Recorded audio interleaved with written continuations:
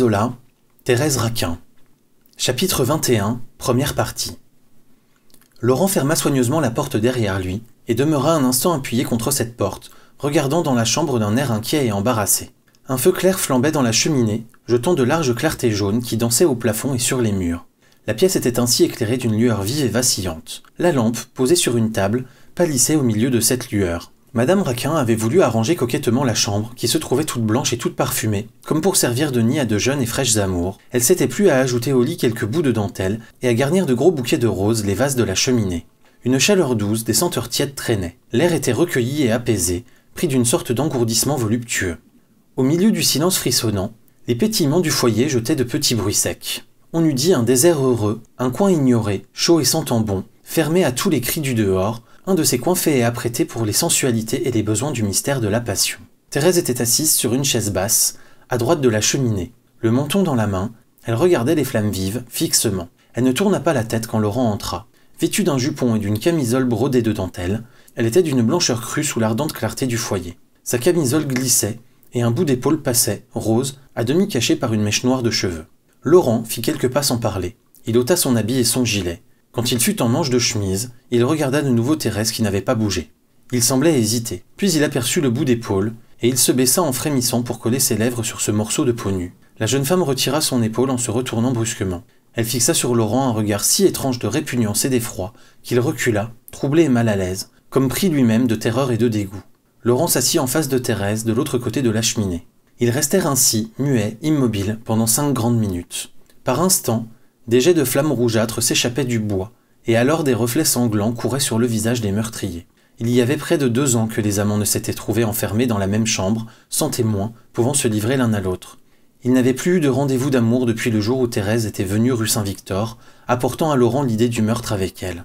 Une pensée de prudence avait sevré leur chair. À peine s'était-il permis de loin en loin un serrement de main, un baiser furtif. Après le meurtre de Camille, lorsque le nouveau désir les avait brûlés, ils s'étaient contenus, attendant le soir des noces, se promettant des voluptés folles lorsque l'impunité leur serait assurée. Et le soir des noces venait enfin d'arriver, et ils restaient face à face, anxieux, pris d'un malaise subite. Ils n'avaient qu'à allonger les bras pour se presser dans une étreinte passionnée, et leurs bras semblaient mous, comme déjà las et rassasiés d'amour. L'accablement de la journée les écrasait de plus en plus. Ils se regardaient sans désir, avec un embarras peureux, souffrant de rester ainsi silencieux et froids.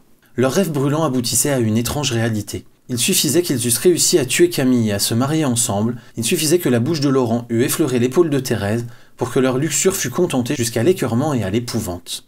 Ils se mirent à chercher désespérément en eux un peu de cette passion qui les brûlait jadis.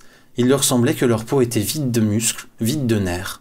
Leur embarras, leur inquiétude croissaient. Ils avaient une mauvaise honte de rester ainsi muets et mornes en face l'un de l'autre. Ils auraient voulu avoir la force de s'étreindre et de se briser, afin de ne point passer à leurs propres yeux pour des imbéciles. Et quoi ? Ils s'appartenaient, ils avaient tué un homme et joué une atroce comédie pour pouvoir se vautrer avec impudence dans un assouvissement de toutes les heures, et ils se tenaient là, aux 2 coins d'une cheminée roide, épuisés, l'esprit troublé, la chair morte. Un tel dénouement finit par leur paraître d'un ridicule horrible et cruel. Alors Laurent essaya de parler d'amour, d'évoquer des souvenirs d'autrefois, faisant appel à son imagination pour ressusciter ses tendresses. « Thérèse, dit-il en se penchant vers la jeune femme, te souviens-tu de nos après-midi dans cette chambre ? Je venais par cette porte. Aujourd'hui, je suis entré par celle-ci. Nous sommes libres, nous allons pouvoir nous aimer en paix. » Il parlait d'une voix hésitante, mollement. La jeune femme, accroupie sur la chaise basse, regardait toujours les flammes, songeuse, n'écoutant pas. Laurent continua. « Te rappelles-tu ? J'avais un rêve. Je voulais passer une nuit entière avec toi, m'endormir dans tes bras et me réveiller le lendemain sous tes baisers. Je vais contenter ce rêve. » Thérèse fit un mouvement, comme surprise d'entendre une voix qui balbutiait à ses oreilles. Elle se tourna vers Laurent, sur le visage duquel le foyer envoyait en ce moment un large reflet rougeâtre. Elle regarda ce visage sanglant et frissonna. Le jeune homme reprit, plus troublé, plus inquiet. « Nous avons réussi, Thérèse, nous avons brisé tous les obstacles. Et nous nous appartenons. L'avenir est à nous, n'est-ce pas? Un avenir de bonheur tranquille, d'amour satisfait. Camille n'est plus là. » Laurent s'arrêta, la gorge sèche, étranglant, ne pouvant continuer. Au nom de Camille, Thérèse avait reçu un choc aux entrailles. Les 2 meurtriers se contemplèrent, hébétés, pâles et tremblants. Les clartés jaunes du foyer dansaient toujours au plafond et sur les murs, l'odeur tiède des roses traînait, des pétillements du bois jetaient de petits bruits secs dans le silence. Les souvenirs étaient lâchés. Le spectre de Camille venait de s'asseoir entre les nouveaux époux, en face du feu qui flambait. Thérèse et Laurent retrouvaient la senteur froide et humide du noyer dans l'air chaud qu'ils respiraient. Ils se disaient qu'un cadavre était là, près d'eux, et ils s'examinaient l'un l'autre sans oser bouger. Alors toute la terrible histoire de leur crime se déroula au fond de leur mémoire. Le nom de leur victime suffit pour les emplir du passé, pour les obliger à vivre de nouveau les angoisses de l'assassinat. Ils n'ouvrirent pas les lèvres, ils se regardèrent, et tous deux eurent à la fois le même cauchemar, tous deux entamèrent mutuellement des yeux la même histoire cruelle. Cet échange de regards terrifiés, ce récit muet qu'ils allaient se faire du meurtre, leur causa une appréhension aiguë, intolérable. Leurs nerfs qui se tendaient les menaçaient d'une crise, ils pouvaient crier, se battre peut-être. Laurent, pour chasser les souvenirs, s'arracha violemment à l'extase épouvantée qui le tenait sous le regard de Thérèse. Il fit quelques pas dans la chambre, il tira ses bottes et mit des pantoufles, puis il revint s'asseoir au coin de la cheminée. Il essaya de parler de choses indifférentes. Thérèse comprit son désir. Elle s'efforça de répondre à ses questions. Ils causèrent de la pluie et du beau temps. Ils voulurent se forcer à une causerie banale. Laurent déclara qu'il faisait chaud dans la chambre. Thérèse dit que cependant des courants d'air passaient sous la petite porte de l'escalier. Et ils se retournèrent vers la petite porte avec un frémissement subit. Le jeune homme se hâta de parler des roses, du feu, de tout ce qu'il voyait. La jeune femme faisait effort, trouvait des monosyllabes, pour ne pas laisser tomber la conversation. Ils s'étaient reculés l'un de l'autre, ils prenaient des airs dégagés, ils tâchaient d'oublier ce qu'ils étaient, et de se traiter comme des étrangers qu'un hasard quelconque aurait mis face à face. Et malgré eux, par un étrange phénomène, tandis qu'ils prononçaient des mots vides, ils devinaient mutuellement les pensées qu'ils cachaient sous la banalité de leurs paroles. Ils songeaient invinciblement à Camille. Leurs yeux se continuaient le récit du passé. Ils tenaient toujours du regard une conversation suivie et muette, sous leur conversation à haute voix qui se traînait au hasard.